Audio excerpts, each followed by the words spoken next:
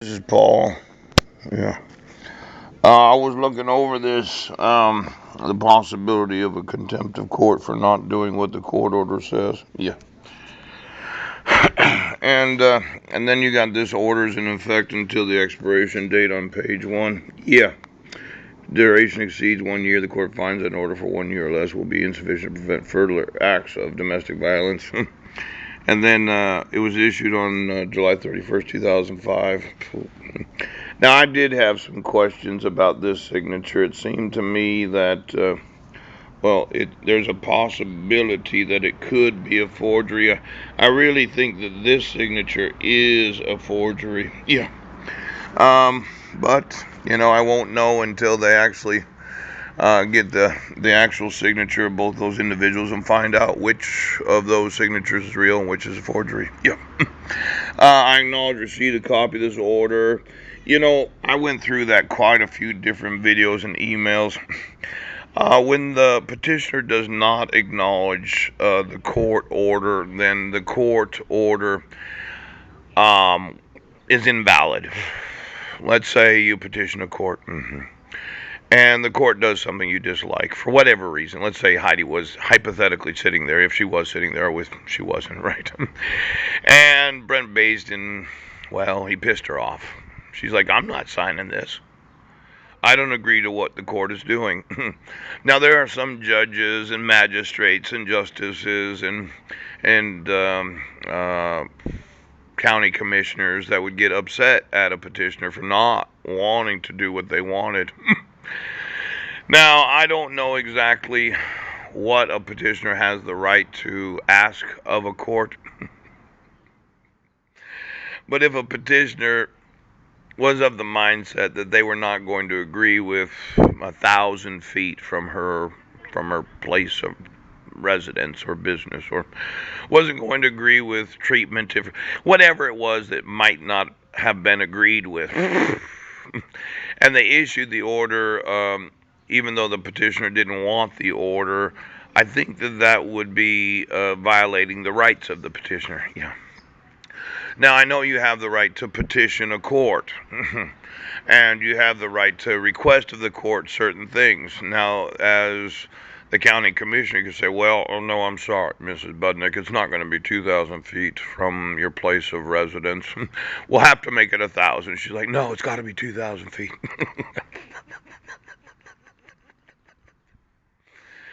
So they got in an argument, and she decided she wasn't going to sign it. Now, enforcing a court order where the petitioner does not agree with the decision-making of a judge,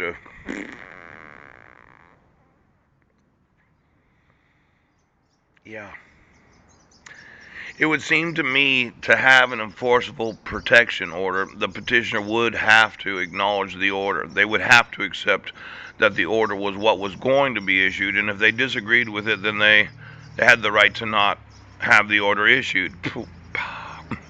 Now, I know there's quite a few attorneys that might really want to think about that one, because it could be an abuse of power to push on a petitioner something that they didn't agree with. And then accepting that they don't like or accept or want what the court gives them could be an abuse of power because the court was not listening to what the petitioner was saying. Now, to issue this without a petitioner, as I've said, this is $1 trillion protection order, okay? This issuing protection orders without the petitioner's signature, without the petitioner wanting it, that could violate the parenting custody rights. That could kidnap every child in the United States of America. The state could take over the lives of every child. Tyranny. Now, petitioner lawyer must complete law enforcement information sheet, the LEIS. Yeah. I'd be interested to see exactly what the petitioner had said when that was completed, the law enforcement protection information sheet. Now, this is a certified copy from July of 2031. Yes. And you can see that there's no petitioner here or date of birth or respondent or date of birth. Pow, pow, pow, pow, pow. Now, I had mentioned, well, if you're a good attorney, you'd get it off on that. I mean, the guy wasn't even named as the respondent. What happens when a court decides they're going to issue court documents without having an actual petitioner to petition the court? Now they would say, well, it's an additional form that goes with the form of the no contact order. Right. But if the protected person didn't sign it, and as I see here, the protected person didn't sign it. No. It seemed to me that the court was violating my rights, my son's rights, and my soon-to-be exiled wife's rights. So they kidnapped my sons and her sons. Now, I don't know where they're living at, and I don't know how much influence Heidi has had in their lives for the last 6 years, but I kind of got the feeling over the last, couple of years, since Janet had retired from being the Secretary of Homeland Security, since David Petraeus used to be the director of the Central Intelligence Agency, after those persons that had to be on my family had left government service and went into the private sector. Yes, maybe the President Barack Hussein Obama might know something. I remember we were staying at Amparo's house and we were watching television. It seemed to me that Heidi had jumped in the ass of Michelle Obama. Now, once I subpoena the Obama family and want to know what they have to know about exactly what rights Heidi has had since President Barack Hussein Obama left office, if I found out that she had to be on Michelle Obama because Michelle Obama had to be on the Budnek family and that Heidi was in her ass that whole time,